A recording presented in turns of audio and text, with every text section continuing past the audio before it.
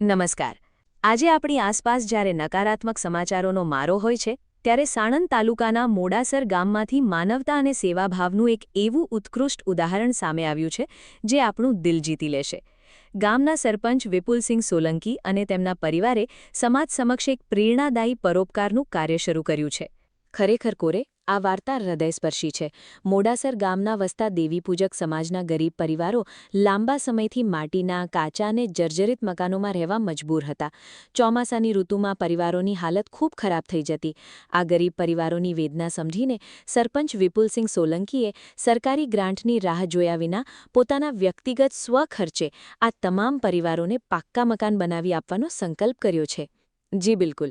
અને સૌથી મોટી વાત એ છે કે માત્ર જાહેરાત નથી થઈ। અત્યારે આ તમામ જર્જરિત મકાનોને પાડીને નવા પાકા મકાનો બનાવવાની કામગીરી પણ ગ્રાઉન્ડ પર શરૂ કરી દેવામાં આવી છે।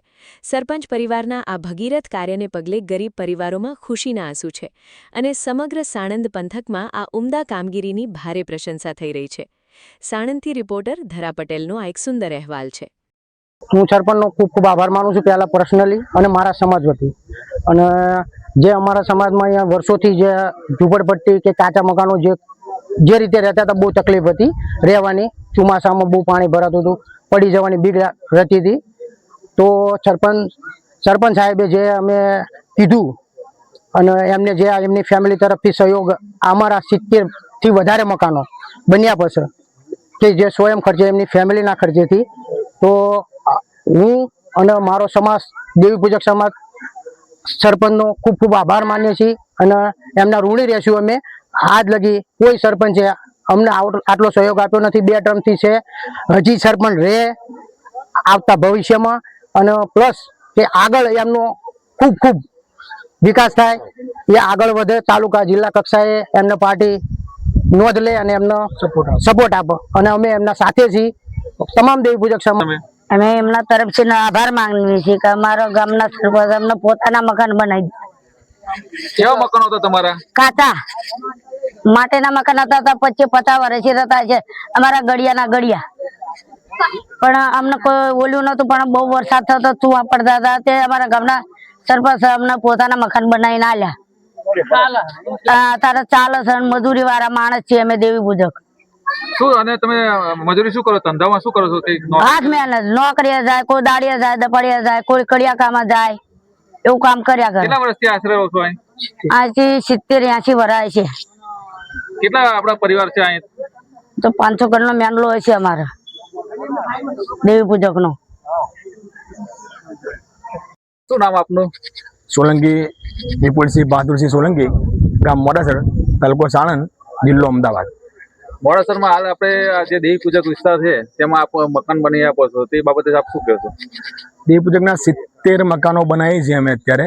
સંપૂર્ણ અમારા ખર્ચે બનાવી છે, પંચાયતના સરકારના ખર્ચે નથી બનાવતા, અમારી ફેમિલીના ખર્ચે બનાવી છે। આ દેવી પૂજકના ચોમાસું હોય, ઉનાળો હોય કે કોઈ બી સિઝન, શિયાળો હોય, તો ચોમાસાની અંદર બહુ અમને પાણી વિસ્તારમાં ભરાઈ જતું હતું, પાણી અંદર પડતું હતું, તો ત્યારે બે તાડપત્રીઓ લાવીને રહેતા હતા। એટલે વિચાર્યું ફેમિલી અમારે કે આપણે ચલો હવે સરકારની અંદર ઘણી માગણી અમે કરી હતી આના માટે, પણ આ જે સ્થળ રહ્યું એની અંદર મંજૂર થાય એવા નથી। એના લીધે બસ અમે ફેમિલી વિચાર્યું કે હવે આપણે 70 મકાનો આપણા સંપૂર્ણ ખર્ચે આપણે બનાવી દઈએ છીએ। આશરે કેટલા મકાનો દેવી પૂજકના છે અને હાલ કાચા એવા મકાનો કેવા કે તમે તે બનાવી રહ્યા છો? દેવી પૂજકના આશરે 150 મકાનો હશે, એની અંદરથી કાચા મકાનો 70 મકાનો છે। 70 મકાનો આપણે અત્યારે બનાવી રહ્યા છીએ। કેટલા બાય કેટલા શું બનાવી આપો? 10 બાય 12 ના મકાનો હતા, અત્યારે આપણે 12 બાય 18 ના મકાનો બનાવીએ છીએ। આવી પ્રેરણા આપને ક્યાંથી મળી?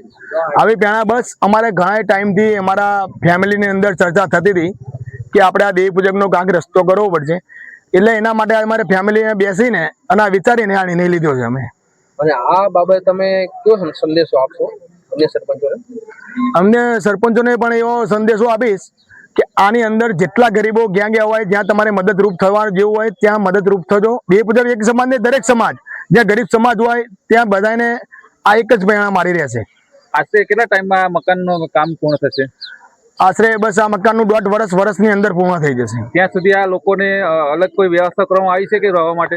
રહેવા માટે આપણે એક મારો પર્સનલ પ્લોટ છે, ત્યાંની અંદર બધાને રહેવાની વ્યવસ્થા કરી આપેલી છે।